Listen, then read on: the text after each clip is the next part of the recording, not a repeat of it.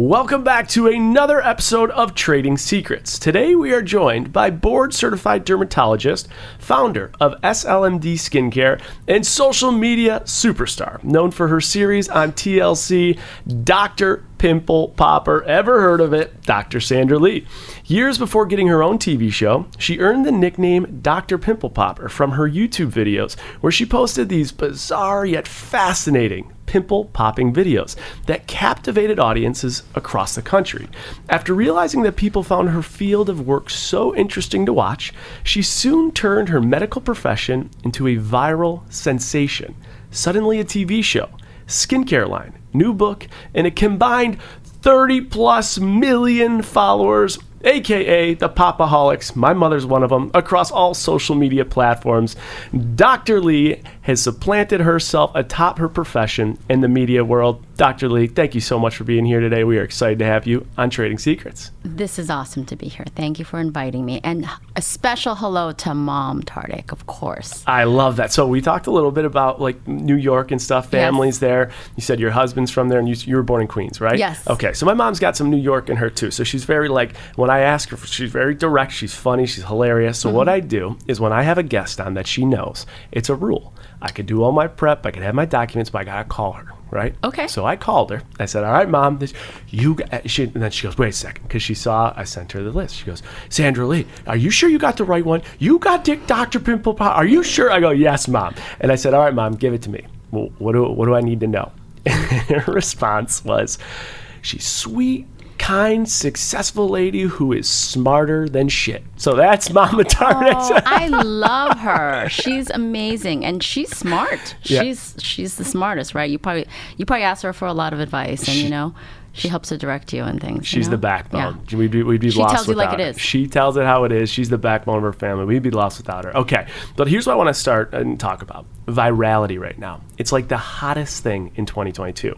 And you have people just that have no social media following on like TikTok and stuff trying to like back into how do I get a video viral? Everyone's talking about it. You did this way before it was a hot topic. And you did it in a way that it's very fascinating because it's pimple popping. Yes. Did you ever expect that pimple popping would become this virality? And what do you think like the psychology behind it is? Why are people so fascinated by it? I'm always shocked and surprised at where this is and what it's become. But it has been a lot of work as well. Really kind of recognizing that there's something there and trying to take it to the next level. But it was truly shocking in the beginning.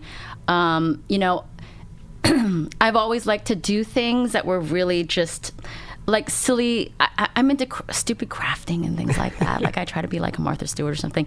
And I do all these things, and my husband would get so annoyed with me because it would be like useless things instead of working and like actually making money as a dermatologist, because that's a good income too, certainly. Sure. And my own profession standalone was a good, a good stable profession that really like, you have a nice lifestyle. But at night, I just happened to open an Instagram account and thought, people would like to see a little window into my world.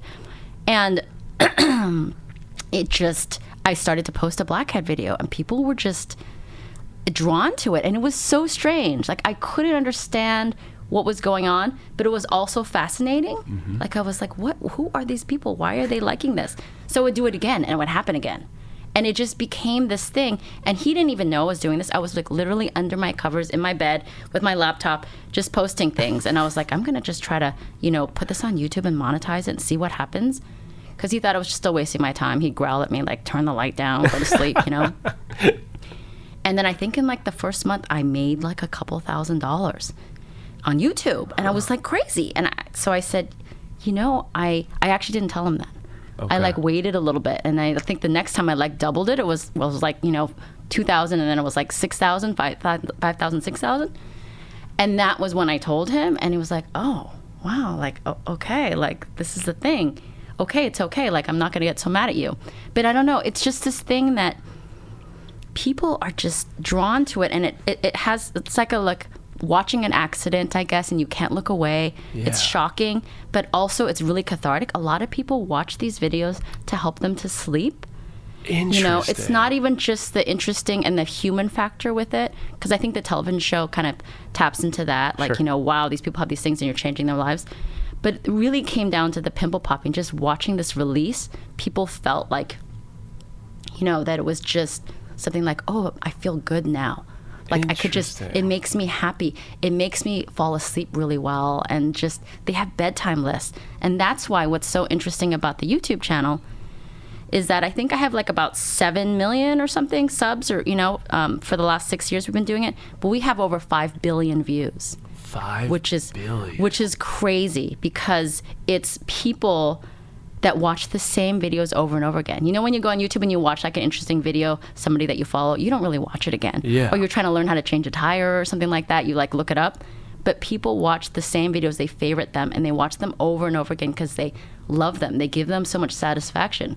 Fascinating. Which is really interesting. Yeah, I feel like that ratio of subs to views is like extremely, it's unlike anything in the YouTube space. So I want to talk, we're going to talk about social media. I want to talk about the monetization of that. Before I do, was there one, so you talked a bit about how you got started, you made a couple bucks, and you're like, people are interested in this for a lot of things, like stress relief, maybe the anticipation, there's all these moving factors. Was there one moment you remember where it was a video that just started going nuts, like millions of views, like there was this one moment that started to change everything? Yeah, I think I can't remember the exact video, but it is, there's a couple of them really early on. And it's all about these videos where you don't actually know who the person is, but you just see the blackheads and you kind of hear the conversation. Like people didn't even recognize me. They would recognize my voice in the beginning. They wouldn't even know what I look like. And it was really, it's all about the blackheads. It's like that they're unpredictable. You don't know what's going to happen when one pops. And then it's combined with these lovely people. You're just hearing a little bit about their lives. Like there's one guy, Pops, and we called him Pops. That wasn't his real name. And he was telling us about how his mother, I'm sorry, not his mother, his wife passed away and he had to move into like assisted living. Okay. And he was really depressed and sad about that. And people like fell in love with him. Oh. So they were watching all these amazing blackhead videos, and that was placed next to like hearing his story. And it actually prompted me to start a GoFundMe page for him. And I think we raised, I don't even remember how much it is anymore. It was like $20,000 or something like that. And when we gave it to him, he was shocked because he knew it was on video, but he didn't know, nobody knows who he is.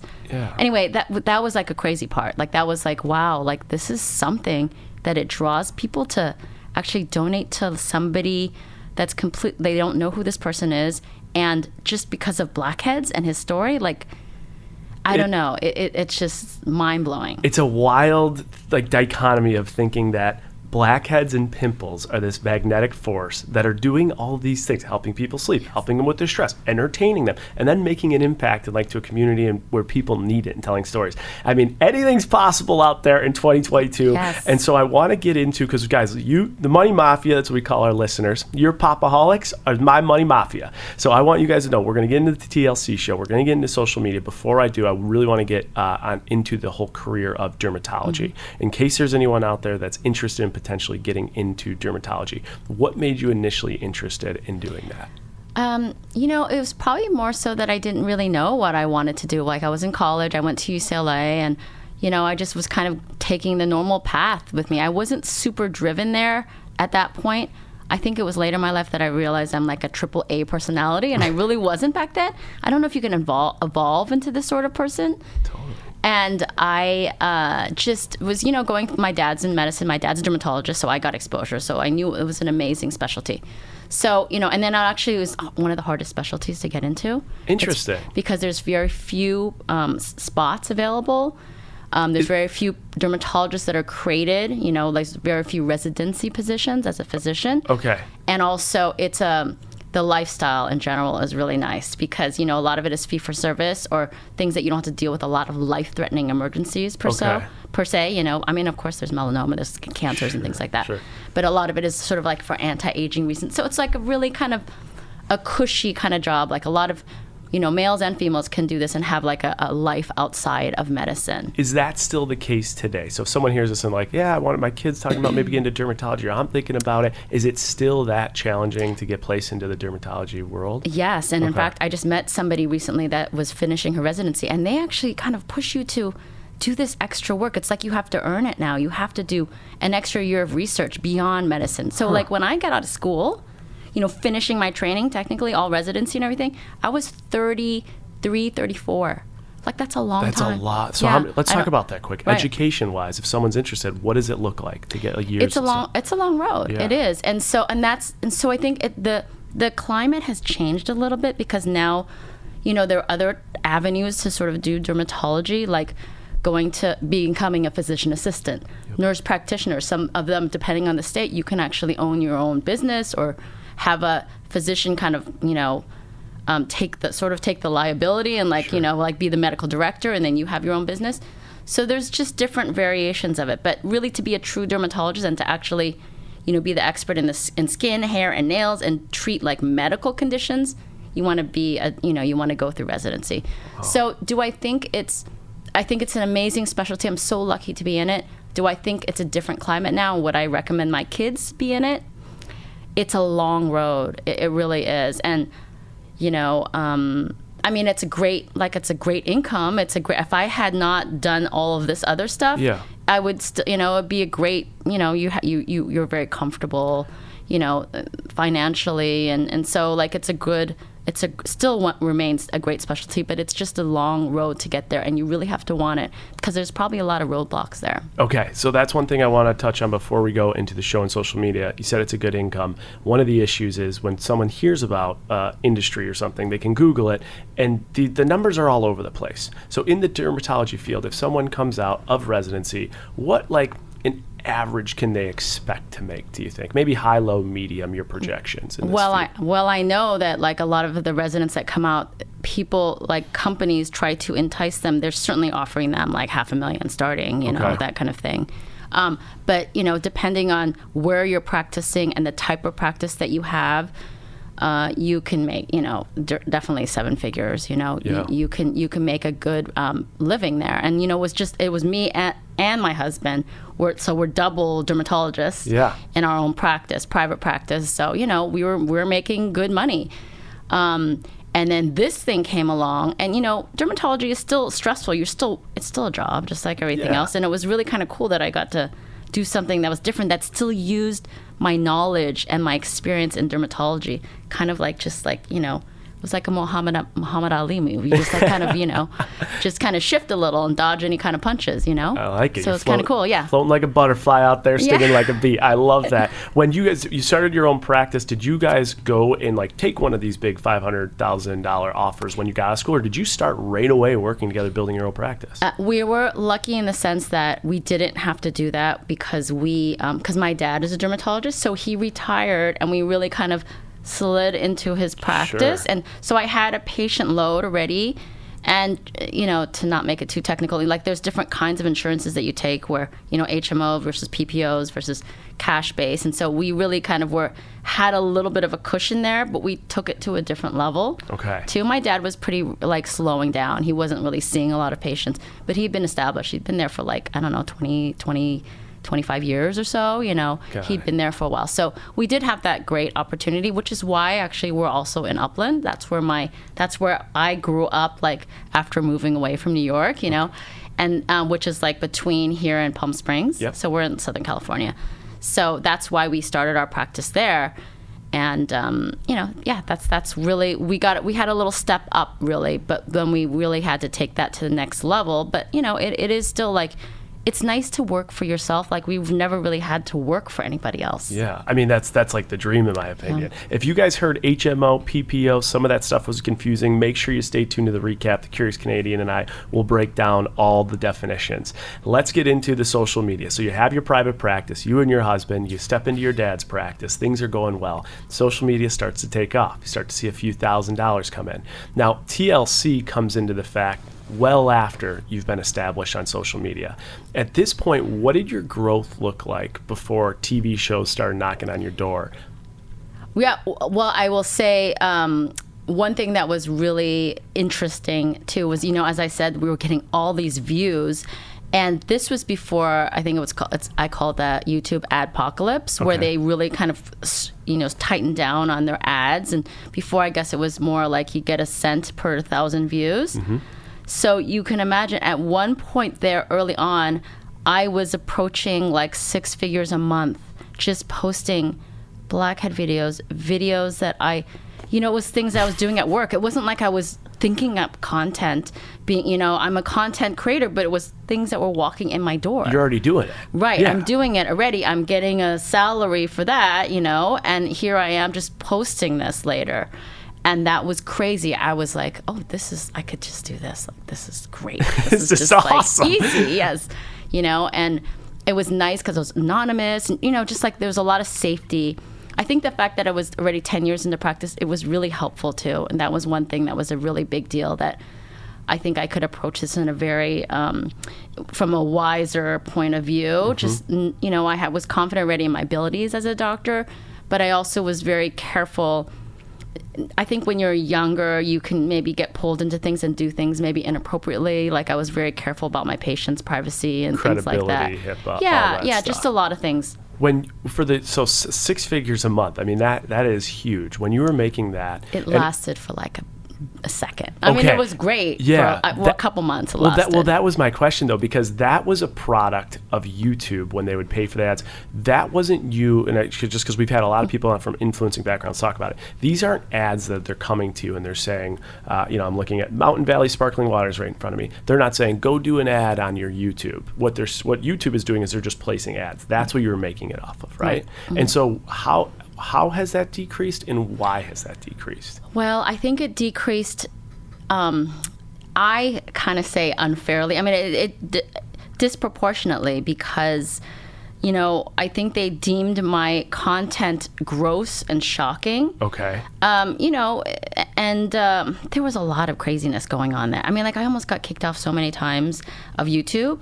I would get strikes all the time. But I do think a lot of that had to do with there were people on there that were trying to steal my content. It was rampant. It was just crazy. It was like the Wild West, stealing your content, flipping it so that it wouldn't get detected, and then trying to get you off, so that they would take the money. Like there was a lot of that going on. And just a lot of strikes because they thought I was trying to be gross and shocking, and people wouldn't want their ads running next to my content. Yes. So it was really annoying because I was like, this is medicine. I'm not trying to do something really gross. This is educational. It's entertaining, but educational. That's really like my mantra there with everything, First of all, it's like we're tricking people into like educating them and understanding it.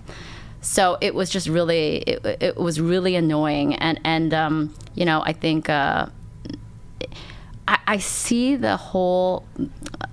There's like a lot of things that I believe in now that like this is how they grow things. Mm-hmm. This is what I see on all the social media platforms, just with my experience over the last like 6-7 years. Like you grow. That's why TikTok got so big. They allow people to go viral. They get big, then they post. They get more involved. Everybody goes on TikTok. Yeah. Right, and then they dial it back. Yeah, totally. TikTok is now dialing things back a little little bit. They are dialing. Right. It's how they scale. They blow it up and then they dial make back. Everybody excited, and then they get you involved. You're like, oh my gosh, I'm going to be part of this thing, and then they pull it back. Your comment also connects back to, we had a CEO of one of the largest talent agencies out there, and he was saying, he kind of quizzed me a little bit, and he's like, name the type of influencer that will make the most amount of money. And the answer is actually like babies and children, like opening gifts. And so the logic and reason behind that is kind of what you alluded to. The big companies with the big dollars want the G-rated version of what the content is because there's less liability with it. And it sounds like you were in this like PG category, but then like YouTube kind of shifted you into a PG-13, and even at times, which is outrageous, this is healthcare, it got shifted into like an R rated, and that decreased the opportunities. Yes. Okay, but I look at your social media following, and I do this like 30 million, I'm looking at 16.2 million on TikTok, 4 million on Instagram, 7+ million on YouTube. I'm thinking easily in an annual basis, you're making millions and much, much more off social media than a private practice. Does that hold true in 2022? I think, I was listening to your podcast coming out here, and like that a lot of people don't want to share like their brand deals and the amount of money that they make and things. And I wonder, do you think it's partly because they are not making as much money as you think that they are, and they just are trying to keep it private because it makes it sound like it's a lot bigger? I don't know. I've seen both. I've suspect. seen three reasons. I've seen one, people want the perception that they're making more than they are. I've seen two, people, it's such a wild world that there is no comparing A to B. So they hear what B is making, so then they are embarrassed that they're not making the same. And then I've heard very, very open conversations about contractually I can't share it, right? So like I did a deal with, I'm making this up, right? But I do a deal with Ford cars. In the contract, they make it clear I can't share that stuff. So we do get people that are just like, I don't care, I'm going to put it out there. And then some people, I think there's those reasons. Yeah, I mean, I would say for me, I think that in terms of like the deals or the money that I make off of the views, it's not as big anymore, you know, certainly on YouTube. But in terms of brand deals or sponsors, I don't really do that very often. And I think it was because early on, you know, when I saw this happening on YouTube, I was like, okay, what the heck am I going to do with this? I mean, like, am I just going to be popping pimples the rest of my life? Like, can I use this for any reason? And that's why I really started my skincare line, you know, because I was thinking like, this is my platform here. People are asking me advice about skin. It's really nice for me to provide products that I know work for them, right? And it's all part of that educational and entertainment sort of thing. So that's really what I put everything in. Like all the money that we made on YouTube, we really put it into that. So I didn't have to like get investors or start anything, you know, or anything like that, because it was really like set up for us that we could just drive that into that area. And so I don't really do brand deals. I haven't really. I'm doing some now, like, but they're not as like, I'm sort of, I think I'm at that level where I have a little bit more clout that I can pick something that's really big. I see a lot of these, you know, there are a lot of derm and medicine influencers, and they're doing a lot of sponsorships and things. And, you know, in the beginning you think it's cool, but then the audience, you know, they catch on really quick. They know when you're, you know, when you're endorsing a product. So, and I think it can breed some disbelief, you know, and distrust in you. And that's something that I really need to maintain. I really don't want to back something unless I truly believe in it. Yeah, I mean, the credibility with the doctor is just so important. And then I also think, to your point, too many ads, you lose engagement, you lose people that are just watching, and you lose followers. Right. Let's throw a hypothetical out there for fun on social media, and then we're going to get into TLC. TikTok, 6.2 million followers. You get a brand that offers you $200,000. You like the brand, it's credible, to do a brand deal, but you got to do a full TikTok 90 seconds. What's your thought process? Are you thinking about taking it? Are you going to take it? What's your take on that type of deal? You know, I've joined that content creator thing that you have, right? Like that the people Discords and stuff? I have not looked at it. I probably should. We could probably even look at my thing right now. I don't even know what I get presented to me. I am not really looking in that area. I don't really think about that, which is so interesting, you know, like, but I mean, so sometimes I get presented things from TLC, or I do get presented things outside because I'm trying to focus more on, you know, medicine and like really legitimately like a company that I know of that within the realm of dermatology. But what am I thinking about in terms of doing it? I mean, I want something that's engaging. I sort of ride this line where I'm a professional, that I'm a dermatologist. I can speak, you know, as in medical terms, but that I'm also relatable. I think that's what really has allowed me to be successful. They feel people want to be my friend. You know, they like me as a person. Like mom loves you. Likes me as a person. Like I'm really nice. I am nice. I'm not always nice, but I am like, I do feel guarded. Like sometimes like I can't be my full self.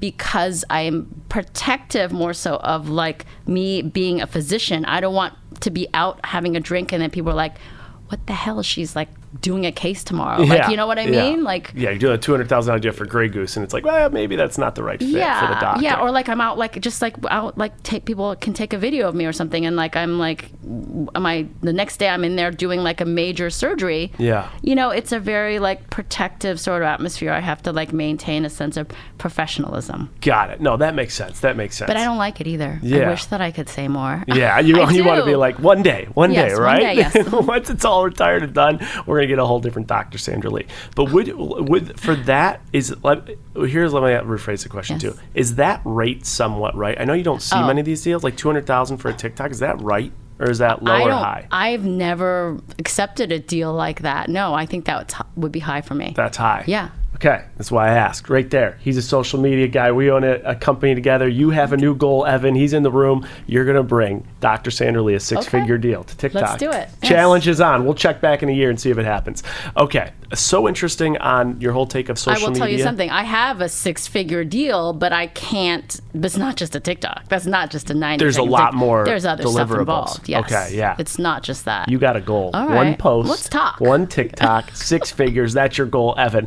Anything else? Because I wanted to talk about when TLC came to you, but with this type of social media following and your growth and how long you've been in it, and so many people listening that are trying to get their businesses to grow on social media and do these things, any other advice or like trading secrets from someone who's done it successfully that people back home could implement when they're trying to promote their businesses?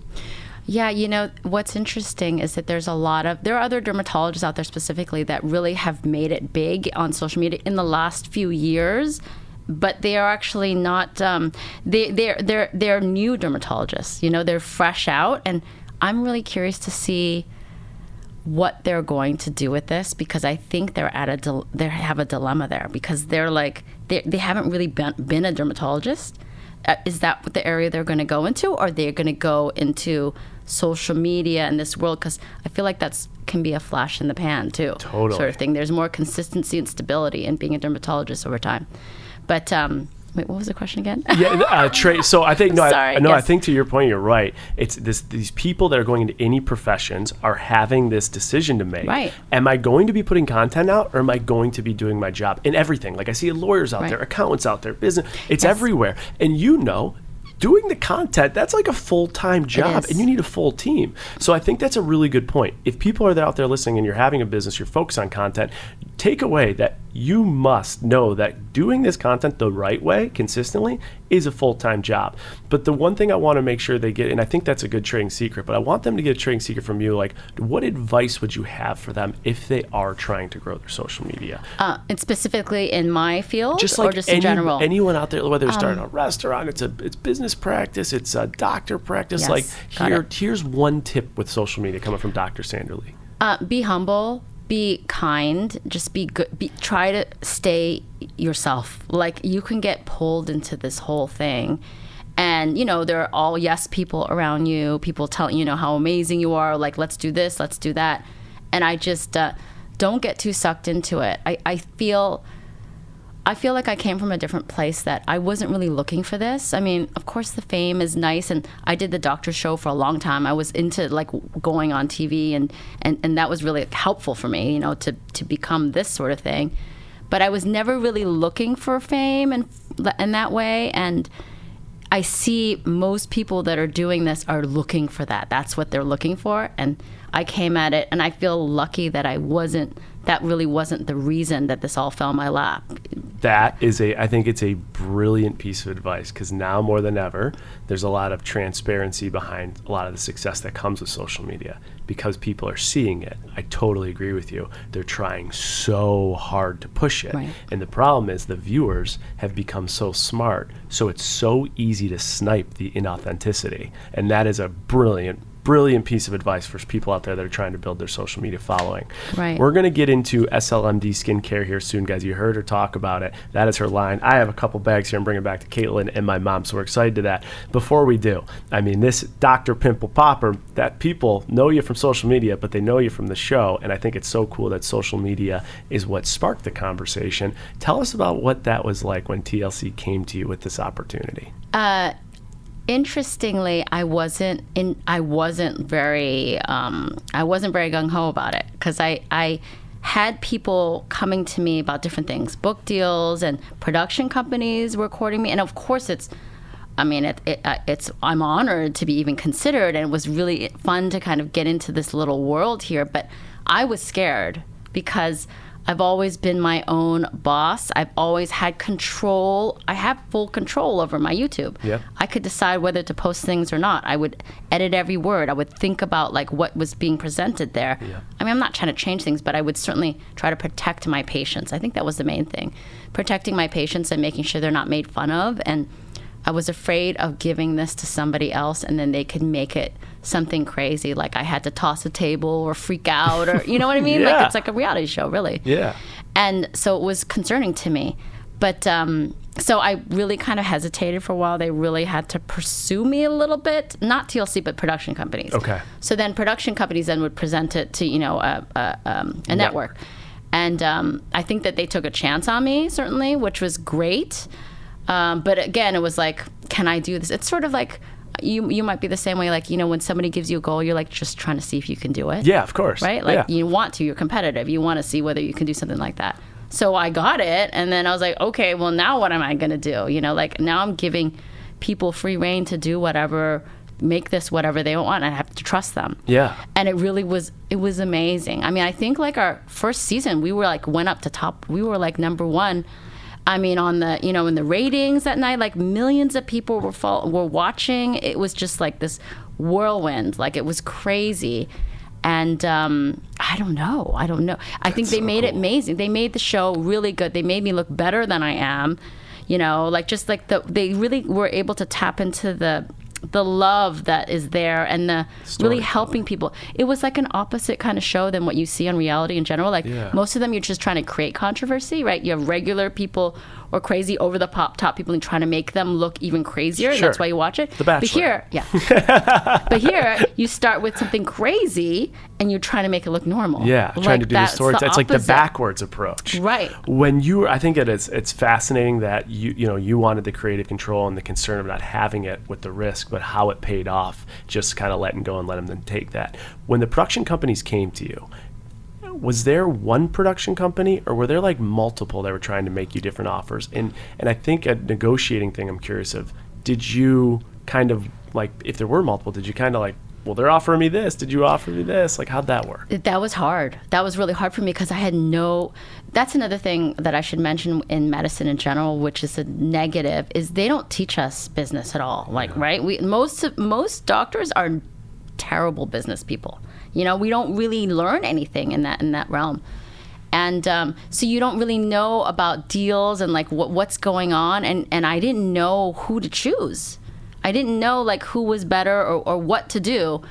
I had those issues with like, agents and like production companies and, book deals and stuff like that. So I like really just said to myself, like, I'm just going to go with the people, and maybe they're tricking me, like, I don't know, because they're probably good at like relating to the people, but just trying to find somebody that I felt was the most real and cared about it, and just that I liked them. I couldn't make any other decision other than that because I didn't really have any experience behind it.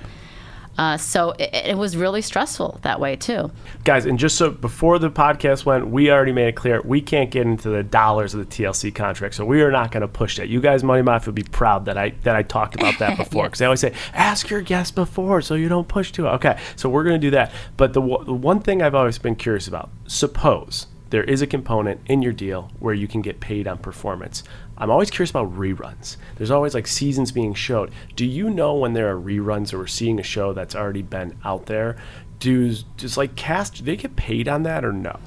I don't think they do. Yeah. It's like a season by season basis, right? This is a newer, this is my opinion, of course, and I don't have super knowledge, but just from my opinion and experience, again, it just more recently, because obviously I've been a dermatologist, just acne and warts and pimples my whole life. So like here I am doing this other thing.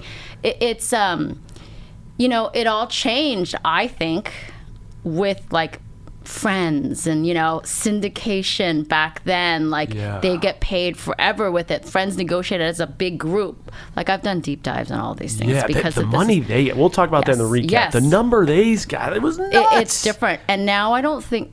Now there's different avenues, and that's the other thing with streaming. Streaming has given the opportunity, I think, for a lot of big companies to not to start from anew with that knowledge of not becoming another Friends sort of thing from their perspective, you know, and try to create something that they have more power and control over. Yep. Because you just want to do it. If you're doing a streaming, like, you're not going to necessarily get any money from like them selling it to another network or, playing it again. Like, that's just the way it is. Yeah, and you're going to take it. Right. It's what they've seen, all the money that kind of goes out in those circumstances. Right. So now they're like, all right, we're coming. We'll put the risk up front. We'll put the money up front. But guess what? We're getting the long-term benefit. Yeah, and that's not even part of SAG or part of like the, there's not as much protection there. So it's very Wild West in terms of that. And they have a lot more knowledge about this, and not saying that I don't I love TLC. I mean, it's amazing that now we're part of Discovery, which is Warner Brothers and HBO.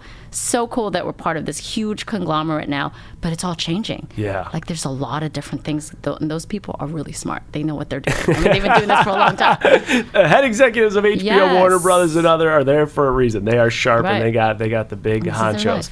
Let's talk. So it's a little bit about behind the scenes in business of TV. Let's get into the actual show here. So I've seen a ton of your episodes. You'll get these, and I think the story you told was really cool with the gentleman that you had to GoFundMe. His story was motivational, inspirational, and then you get some of these people that come in with it's like these softball-sized things on their leg or their arm, and the first thing I'm saying is like, where does Dr. Sandra Lee find these people? Where do you find them? They find them for me. Yes. How does that work though? Yeah. How do they find you? The show first it came from YouTube and like social media. I would have people come before the show started. I would have people coming from other countries, really, or across states, to come to see me for popping up a cyst or something. It could be really small. It could be something big because they were hoping that I can help them with it.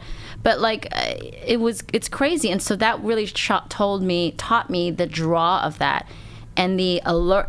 I think that the way that I was able to present myself, that, I obviously care about my patients and they trusted me. So they're willing to see me when there's literally thousands of dermatologists between me and them. They want to come see me because they feel they know me already. Yeah. Even though they might not necessarily see my face, they hear my voice, they see how I interact with my patients. I make sure my patients feel really safe and protected and, and not in pain, and I remove whatever they have. How does it get to that point? Because I just think maybe you guys at home, you feel the same way, but like if I had something that was, let's say, like a quarter size, I'd be like, I got to get my ass somewhere. Yeah. How does it get, why do you think it could, why do people let it go there? And what's your suggestion to someone that might be feeling like I should get it checked out? Well, I think there's multiple reasons. It's because they feel scared to see a doctor. Yeah. They don't have the money. They don't have the time. They don't, have insurance. And they're in denial. Like, this is going to go away. Yes. Yeah. That's just human nature. And so, and I think our healthcare system in the United States makes it difficult when you get to a large size of something to grow, that for it to be easily removed, because it's the price, the amount that the physician gets paid is the same whether something is the size of your head versus something is the size of your fist, Got it. Technically, but if you're talking about insurance and things like that. So it makes it complicated, and so I don't fault them, and I think that's part of why they come to see me too. I feel that they don't feel like I'm going to judge them because of what this is, because I get it. This happens. They're just like, let me see what I can remove. I mean, I can't tell you how many times somebody goes, I got a skin tag. And I'm like, it's okay. I've seen skin tags. Don't worry about it. And then they show it to me, and it's like a racquetball or something like that you're walking around with. Like, that's crazy. Yeah, it is crazy, that's but more than a skin tag. Yes, it's a giant one, but it's just a little pile of fat. It's just not. It's actually, they're actually cute. I'm sorry to say, but there's nothing wrong with that, and it's just nothing wrong with that. It happens. It gets away from you. It's something that you can hide. So you think it's not worrisome, it's not life-threatening. Okay. So can I just live with this, or I'm scared to get it removed, or we all make up excuses for things. So. Okay, I'm going to get a little off the business and career stuff, but I think this will help people at home. You have a blackhead, you have a pimple. Okay. What's your number one tip? Should you pop it? Do you let it go? Do you put ointment on it? What's the play before it becomes that? Well, you want to try to keep your pores clear, with a salicylic acid. Okay. That's again why I have my skincare line, SLMD Skincare, because it really it started with that acne line. Using products that we know can help prevent blackheads and whiteheads, which are the building blocks of acne. Really. Okay. So using a retinol, using salicylic acid cleanser or a topical If you have an active inflamed pimple, using benzoyl peroxide, sulfur, all those things are like really in our acne kit. Okay. And it's available at Target now, which is amazing. That is so cool. Yeah. Good for you. I Big mean, deal to get too. into Target is very challenging. Yes. Okay, so check that out, guys. If you need anything, the Yes. SLMD skincare line, the acne kit is in Target. I think that's really good.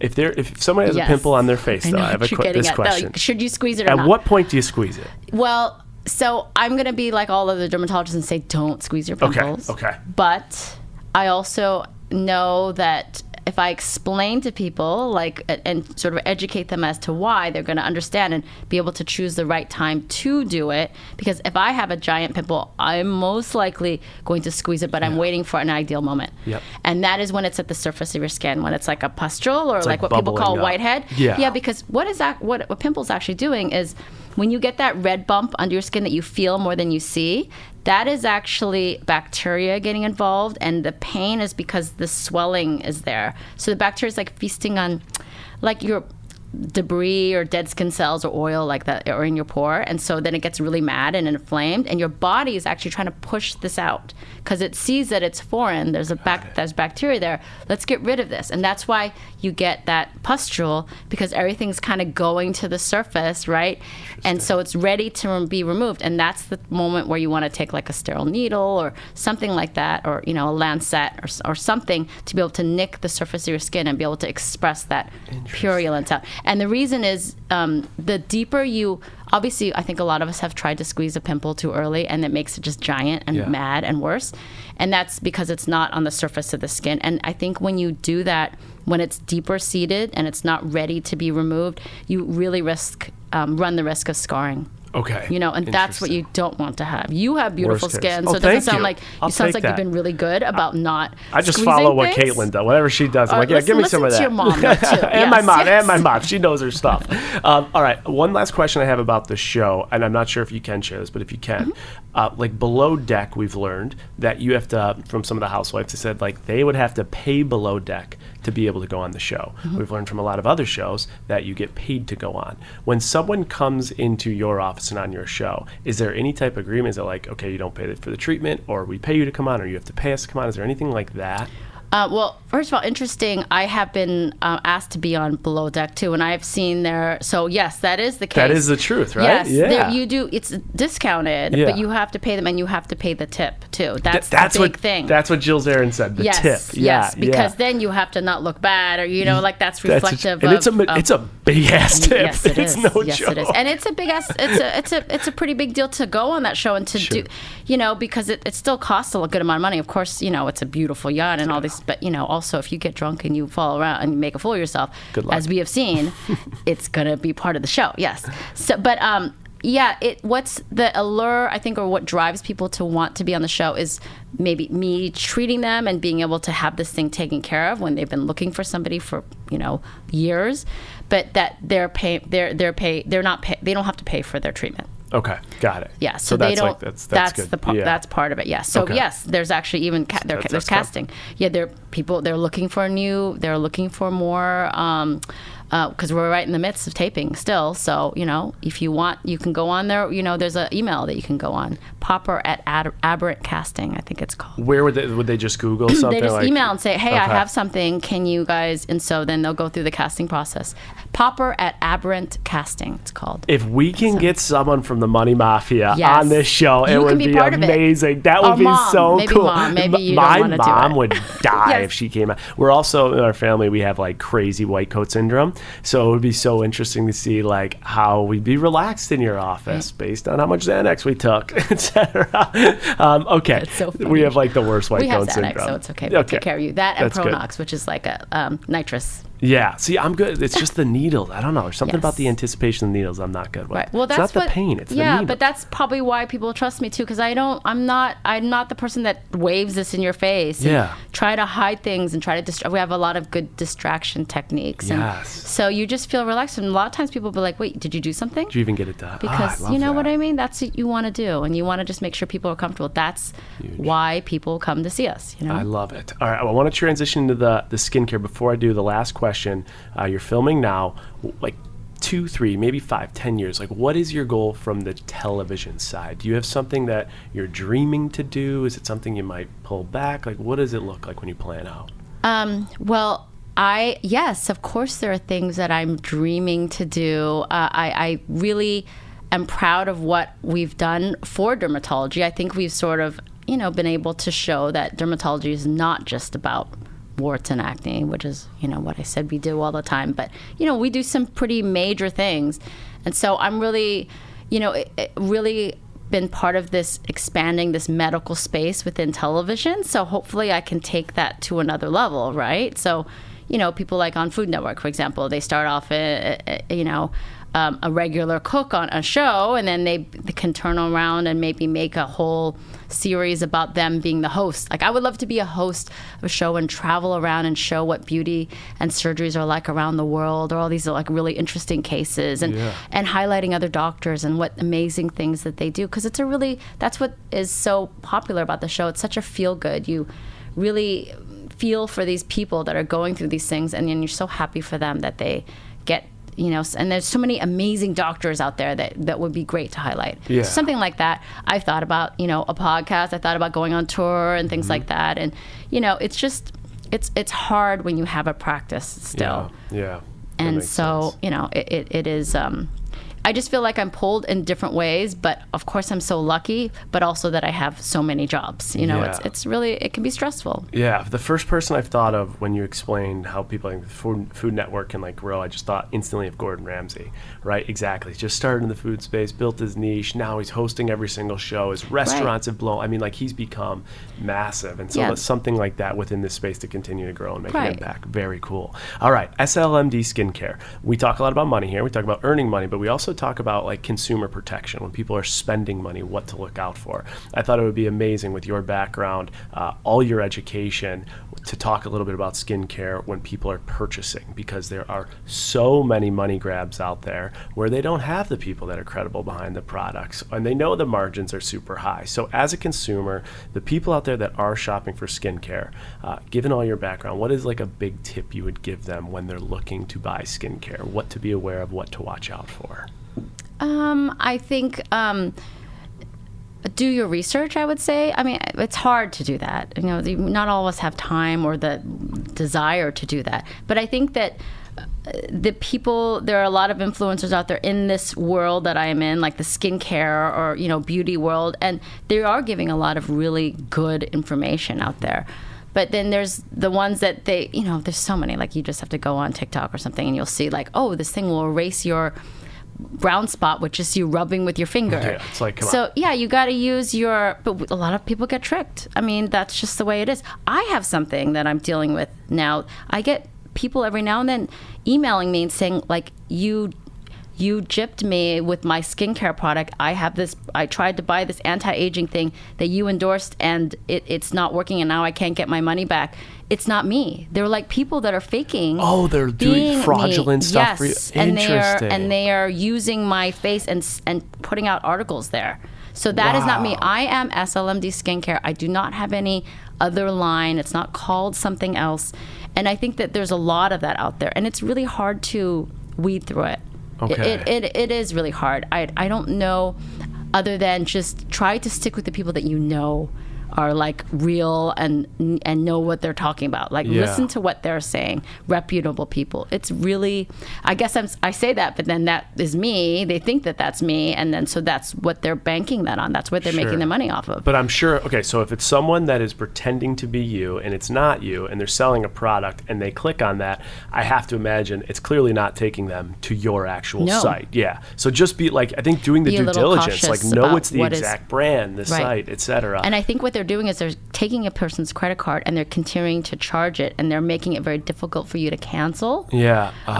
It's, and then you feel so bad, but it's like, I've had friends of friends text me and say, is this you? Mm-hmm. Like they'd be I'd be like, no, that's not me. Wow. And it's not just happening to me. It happens to a lot of other, not just physicians, but other like celebrities or people like in the world. They're like, they're getting people are thinking that they're selling something. Yeah. I guess it's simpler for me since I'm in the beauty, like, anti-aging industry. You know? Okay, guys, stay tuned to the recap too. I'm going to talk about this. If you do have a fraudulent interaction, how you can get the money back, what liability the credit cards have, and what they have to do I'll be interested that in they that. might not tell you, but you should be aware of. So stay tuned for the recap there. How about someone that's at home that's like, listen, I'm not a big skincare person, but like there's one thing, if I needed to do this, what would Dr. Sandra Lee tell me that I need to do, and what's the product that they would get? They're only at the affordability for like one or two. Right. I mean, you know what I'm going to say. Yeah, I think so. I mean, sunscreen, right? Yeah. We're going to see, everybody needs to protect their skin from premature aging, browns, but like so many things that can protect you from. I think like a retinol or tretinoin is really good because that's been around for generations, and we know that it can help to minimize fine lines and wrinkles over time. So, and that's actually something that we've left for you. Like, Amazing. It's really meant for acne, but like, we know that it works for anti-aging reasons, fine lines and wrinkles and things like that. So it's really great for your skin, no matter what. Okay. So that's really great to use. And there's just different, like there's antioxidants, there's things that sort of give you a little superficial peel. It just depends on the type of skin you have and what you're looking for. Okay, that's fair. One advanced, so that's like the sunscreen and like, you know, the cleansers. One more like advanced product you have that someone, like once you've done that, you're the sunscreen person, you do the cleanser. What's one other thing from For what? SLMD For anti-aging reasons? For anti-aging. Or like, I just think like being Right. tired, the bags under the eyes, people are looking into screens. Like, is there any suggestion with that? I mean, I think, like I said, like I think retinol is the greatest thing for you to use. There really is that's why there's so many different products out there, and it's such a multi-billion-dollar business, as are lasers and devices and all these things, because we're always looking for that answer. Yeah. And true. there's so much, I could go into that, like, just because there's so many things out there that we're always coming out with this new big thing, and it's amazing. Like, just the other day, I found out that there was a product that was used for cellulite, like an injection, that was really popular in the last couple of years. Like, everybody was getting, all the dermatologists wanted to get involved, plastic surgeons, and they just closed. They just quit, because it really wasn't doing what it was promised to do. So there's a lot of things out there that I'm not like a jump on the bandwagon first to use something, because I've already learned over time that most of the time it's not what it says it's promising to do. I admire, I want them to keep trying to advance and come up with new things, but there's 100 things and there's maybe one thing in there that is amazing. Okay, got it. You know what I mean? I So think you that just makes have to go perfect through the sense. process and figure things out, and that's just the way that's just the way it is. Okay, good stuff. Well, we're going to go through the process. Here's what we're going to do too, guys. Okay. I'm going to try all these products. Okay. And in the review and the recap, I'm going to do a little review. What was my favorite? What I loved about them. So stay tuned to that. It's the SMLD Jason Tardik review breakdown. And I don't know shit about skincare, so you're going to have no credibility behind this. Well, let me just tell you though, because a lot of that mine is a medically based skincare line. It is not really Interesting. about anti-aging. Okay. Though it is, that's an extra sort of thing with it.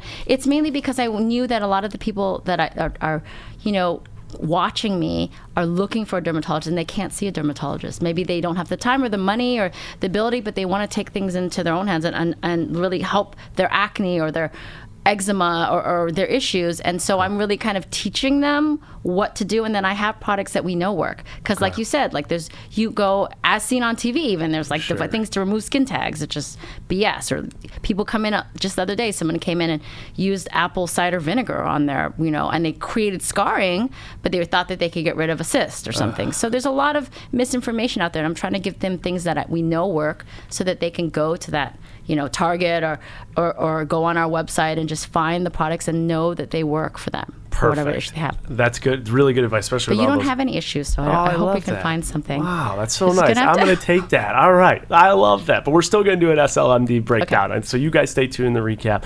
I have 2 rapid fire questions before we get to your trading secret. It's pretty simple. Today, 2022, when you look at like the biggest business revenue generator for you with everything you have going on, the book, the TV show, social media, your practice, your skincare line, today, what is it? I don't know. I think it's a combination of it all. I mean, the show and the practice. Okay. Both of those, like they combine. You know what? I will say, in all honesty, I don't really pay attention to how much money I get. My husband really handles that. And I don't like to get involved. I don't really like to think about it too much. It's like too much pressure to think about it. I love that honesty. Right. I mean, I look at the big that. goal. Like, I understand. I'm driven. I want to do things that I'm trying to think of ways to I'm trying to think of ways to generate money while you're sleeping, right? Like, I don't want to be actively working all the time to have to do this. And so these are the avenues I'm trying to move myself in. But I mean, I think that they're all my stuff is sort of interrelated. And it's fun to make more money doing something simple, or same amount of money doing something than something that's more stressful. I have found that people that are kind of just through this whole podcast, the people that are like the best at what they do within a niche, there's a huge percentage of them that are like, I don't really know the money behind it. I'm just so focused on my craft, which I love that. I mean, there's so much to that. Let's fast forward the second part of the question. 10 years from now, forget about the dollars and cents because that's not what you follow. Which of those businesses do you project will grow the fastest? Like, if you had like the crystal ball, what do you think it would be? Ooh, I always have a backup. See, it's different for me. Like, I can always back up to my dermatology. And that is actually gives me the opportunity to be a little bit more risky maybe and daring because I have a day job. I've always said that. Like, I have a day job. Even if all of this went away, so I'm able to sort of try to maybe push it or try to do something a little bit different.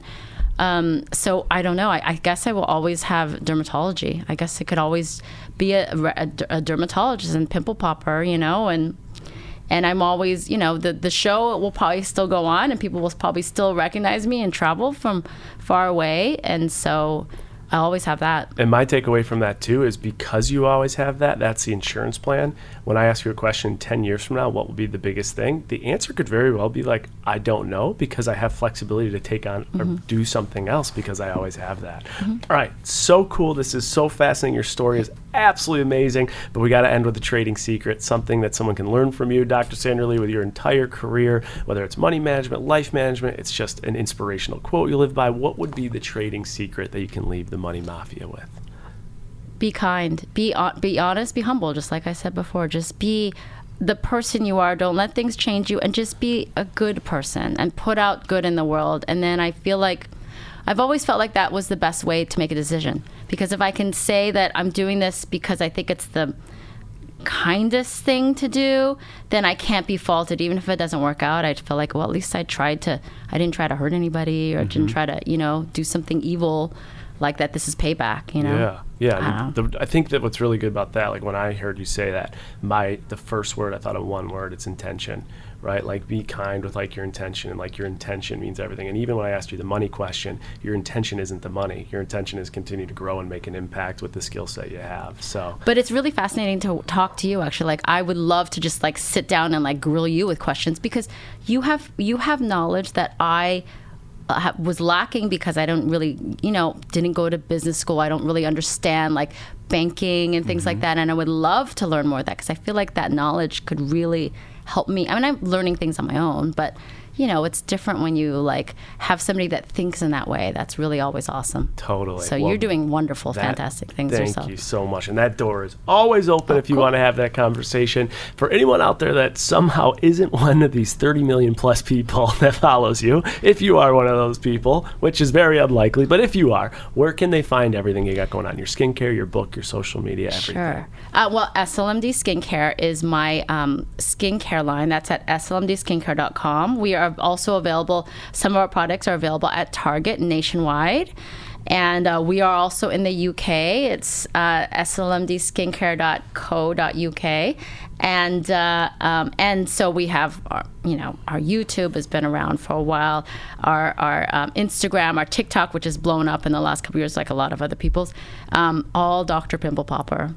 And so that's, and my office is in Upland. That's where I practice. I only could see one patient at a time, but that's where I see patients like a couple of days a week. I love it. And we film our show there too. And that's where you film the show. All right. Well, that's on TLC. Sorry, I should say that too. TLC. Yes. We love TLC. Yes, all right. So whether you got a pimple to pop and you want to go on the show, or you want to follow along, be entertained, apparently fall asleep or, just Yes. watch the anticipation. I Go should check actually, it. sorry, I should actually mention, sorry about that, You're good. that we have a Christmas episode that's coming out. Like it's called With Every Christmas Card I Write, I think. Okay. And it's a great Christmas episode. We usually do one. This is our third, I think, every year. And that's December 15th at 9 p.m. on TLC. December 15th, Christmas episode. I'm going to watch it. My mom's in Charlotte. I'm going to make her watch it. I'll watch it. We'll recap and talk about it. Thank you so much for being on this episode of Trading Secrets. Thank you.